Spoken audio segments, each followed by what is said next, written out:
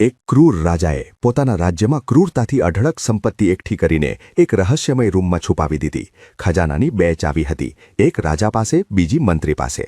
એક દિવસે રાજા ખજાનો જોવા અંદર ગયો. બરાબર તે જ સમયે મંત્રી ત્યાંથી પસાર થયો અને દરવાજો સહેજ ખુલ્લો જોયો. ભૂલ પોતાની છે એમ માનીને મંત્રીએ તરત જ દરવાજો બહારથી બંધ કરી દીધો. રાજા અંદર ફસાઈ ગયો.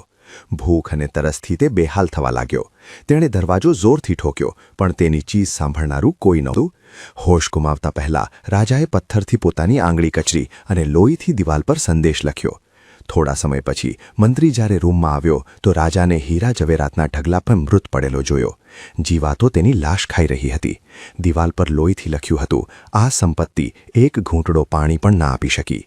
યાદ રાખો, છેલ્લા શ્વાસે માત્ર કર્મો જ સાથે આવે છે, પૈસા નહીં. જો તમને વિડીયો ગમ્યો હોય તો લાઇક અને શેર કરવાનું ભૂલશો નહીં.